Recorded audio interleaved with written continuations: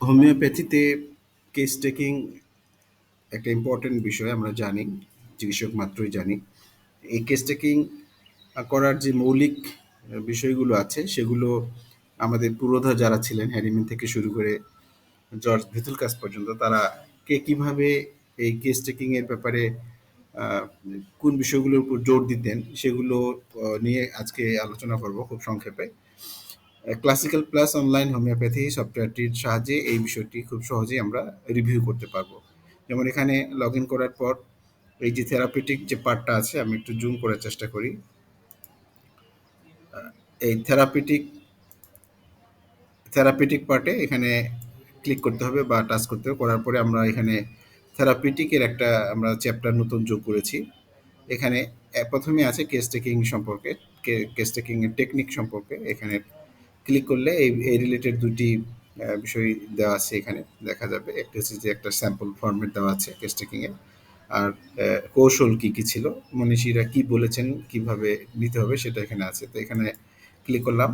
এখানে আমরা অ্যালফাবেটিক্যাল অর্ডারে দেওয়া আছে, যেমন TFLN, HCLN, GHLN, এরা কি বলেছেন কেস টেকিং বা রোগীলিপি তৈরি করার যে কৌশল, কি কৌশল ইনারা অবলম্বন করতেন, সেগুলো এখানে দেওয়া আছে। যেমন বোর্নিং হাউসেন আছে, বোরিক, বোগার, ক্লার্ক, ডানহাম। এটা অ্যালফাবেটিক্যাল অর্ডার আছে, সেজন্য হ্যারিম্যান একটু নিচে আছে।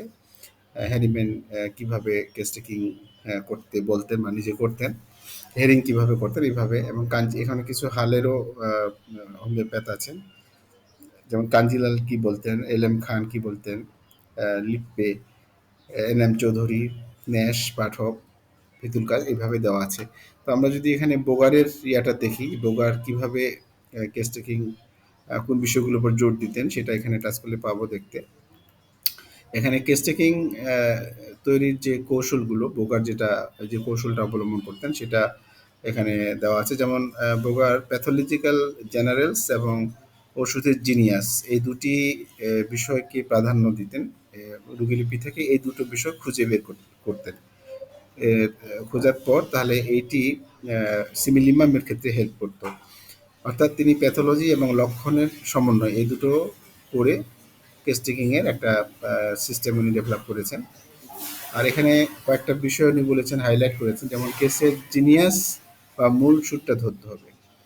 এখানে প্রত্যেকটা রোগীর রোগীলিপি করার পর রোগীলিপি থেকে তার লক্ষণের মধ্যে জিনিয়াস জিনিসটা খুঁজে বের করতে হবে। এটা ওনার একটা মৌলিক নীতির মধ্যে একটা ছিল। এটা উনি সিনাপটিক কি অফ দ্য ম্যাথমেটিকাতে ভূমিকা অংশে এই কথাটা বলেছেন বোগার, CM বোগার।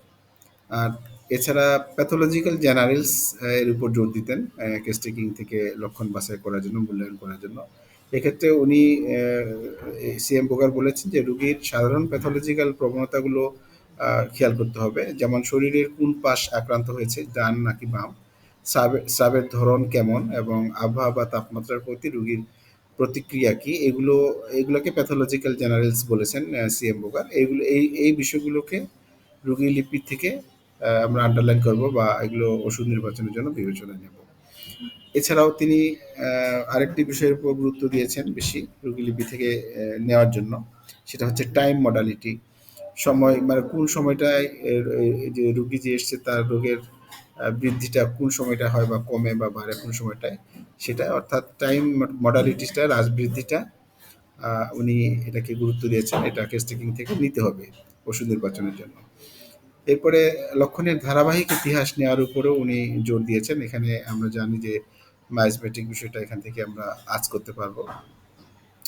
এছাড়া আরেকটি বিষয় উনি বলেছেন যে একটা টাইম মডালিটি ছাড়াও আরেকটা ইন জেনারেল মডালিটি, মানে কোন যে কষ্ট নিয়ে এসছে রুগী, তার যে কমপ্লেনটা কোন সময় বাড়ে, কোন সময় কমে, কিংবা কি করলে বাড়ে বা কি করলে কমে, কোন অবস্থার প্রেক্ষিতে বৃদ্ধি হয় বা কমে, সেটা গুরুত্ব দিয়ে মূল্যায়ন করতে হবে। এবং সেগুলো, এই ধরনের লক্ষণগুলোকে রোগীলিপি থেকে আন্ডারলাইন করে বা রেড মার্ক করে ওষুধ নির্বাচনের জন্য আমরা রেপার্টরির সাহায্য নিয়ে ওষুধ নির্বাচন করব।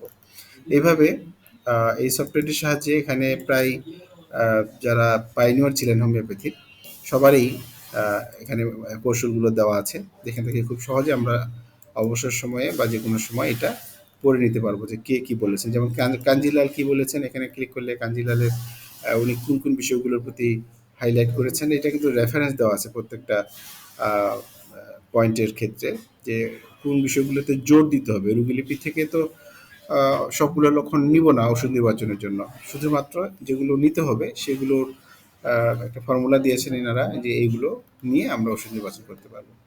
তো যাই হোক, এই সফটওয়্যারটি হোমিওপ্যাথি ডাক্তার এবং শিক্ষার্থীদের জন্য।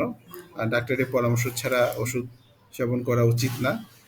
আমরা অভিজ্ঞ ডাক্তারের পরামর্শ নিয়ে ওষুধ খাবো। আর যারা হোমিওপ্যাথি ডাক্তার বা শিক্ষার্থী আছেন, আপনারা যদি এই সফটওয়্যারটি ব্যবহার করতে চান, এটি আমাদের সাথে যোগাযোগ করতে পারেন। এটি অনলাইন সফটওয়্যার।